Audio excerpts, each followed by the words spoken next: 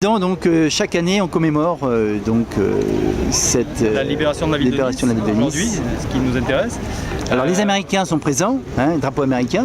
Alors c'est un tout petit peu anachronique dans la mesure où en fait, pour être tout à fait clair avec l'histoire, la libération de la ville de Nice n'a pas été effectuée par les Américains, parce que les Américains sont arrivés dans une ville libérée, mais a été libérée par les partisans.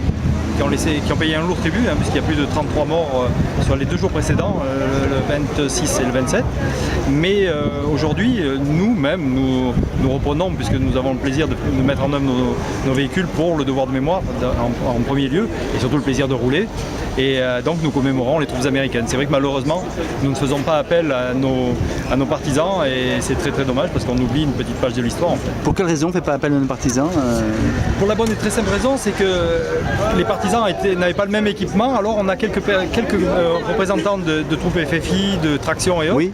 Mais bon, de façon emblématique, ce sont quand même les troupes américaines et les troupes alliées qui nous ont libérés. Donc voilà, c'est ça. On englobe un petit peu l'ensemble et on essaie de ne pas faire trop de bévues malheureusement. Mais c'est vrai qu'on en parlait à l'instant. J'aurais plaisir à avoir des vétérans français qui ont libéré la ville et qui sont battus, qui ont payé le même tribut. Tout à fait. Mais la présence américaine, ce sont des véhicules américains essentiellement d'ailleurs, Jeep. Là vous n'avez que du véhicule américain. Long Drive, c'est marqué dessus. Ça c'est des F-Trav. Il y a une moto française, c'est tout. Voilà. Qu'est-ce que c'est ça déjà Ça c'est un GMC. Un GMC, d'accord. Dont les Français d'ailleurs ont également un GMC. L'armée française en a eu. Voilà, on a eu, il me semblait bien. D'ailleurs celui-ci est un modèle qui a été mis en œuvre par l'armée française. Oui. D'accord. Et donc, quelles sont les difficultés chaque année de réunir un petit peu tout ce monde? C'est pas évident quand même. Le tout premier problème, c'est de pouvoir mettre en œuvre ces véhicules. C'est un coût très important, c'est une passion, c'est beaucoup d'argent.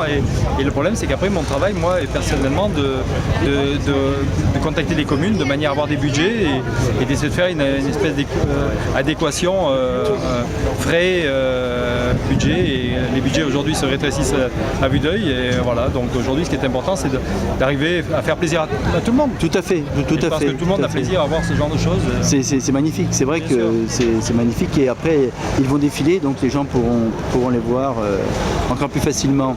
Vous, quand on a fait les premiers films sur le débarquement, vous aviez quel âge? Vous étiez très jeune. Les films qui ont été faits, le jour le plus long. Le jour le plus long. Vous n'étiez pas né? Je crois que non, si, malheureusement, je ne suis pas si jeune, mais j'ai connu la fin de cette période-là en fait. D'accord. On avait du matériel, mais bon, l'idée n'était pas la même. On essayait de rappeler, mais ils avaient une possibilité énorme. Ils avaient du matériel à profusion, puisque le matériel était encore en place. Depuis, le matériel, pour des tas de raisons, maintenant nous remettons en œuvre, mais c'est un coût. Tout à fait. On parlait de mémoire justement. Alors, les Américains sont toujours vraiment derrière le drapeau. En France, on n'a pas ce même sentiment. Pourquoi? Là, on rentre dans un problème culturel. Oui. Pourquoi? Qui est au-delà. C'est franco-français. Le français est ainsi fait que. Parce que là, c'est très visible. Il n'a pas les mêmes. Mais vous savez, on est un vieux pays aussi. Donc, les Américains, c'est une nation jeune. Elle a 250 ans derrière elle. C'est vrai. Donc, être derrière le drapeau, c'est important parce qu'ils se rallient à quelque chose. Nous, on n'a pas les mêmes attentes. Cela dit, les Français ont fait la démonstration que lorsqu'il fallait qu'ils soient là, ils étaient là et on a réussi à se libérer. Tout à fait. C'est la raison pour laquelle ils ont libéré donc Nice, et qu'on leur rend hommage aujourd'hui à travers cette épopée.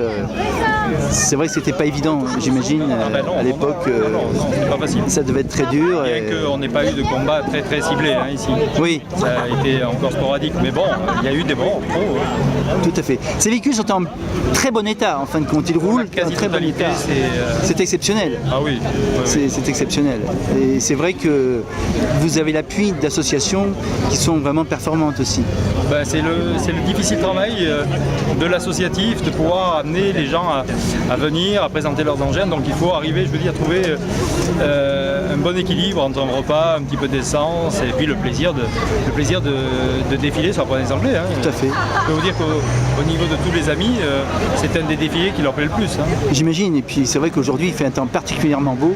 Écoutez, on va surtout avoir un avion magnifique là, qui va passer, je viens d'avoir le pilote. Dans combien de temps? Un P51 Mustang là, qui va venir. Dans à 18h30, il sera là sur l'axe. 18h30, il sera là sur l'axe. D'accord, parfait. Merci Monsieur le Président. Pas de problème.